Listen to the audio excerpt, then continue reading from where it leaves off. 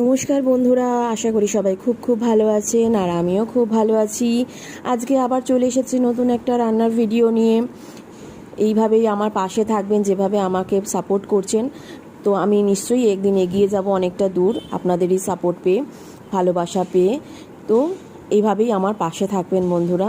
কথা বলতে বলতে দেখুন কড়াতে তেল গরম হয়ে গিয়েছিল, তার মধ্যে আমি ফোড়নের জন্য তেজপাতা, শুকনো লঙ্কা, গোটা জিরেও দিয়ে দিয়েছিলাম।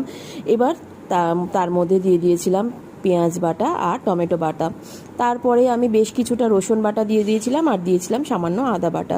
দিয়ে ভালো করে সেটাকে কষিয়ে নিতে হবে, যাতে তাদের থেকে কাঁচা গন্ধটা না বেরোয়। তো সব মশলাগুলো কষানো হয়ে যাওয়ার পরে তার মধ্যে আমি দিলাম নুন, জিরে গুঁড়ো, কাশ্মীরি লাল লঙ্কার গুঁড়ো আর সামান্য ঝাল লঙ্কার গুঁড়ো। এটা দেওয়ার পরে আমি ভালো করে আরেকবার কষিয়ে নেব, যাতে মশলাগুলোর সাথে আদা রসুন বাটা, পেঁয়াজ, টমেটো এগুলো সব মিশে যায়।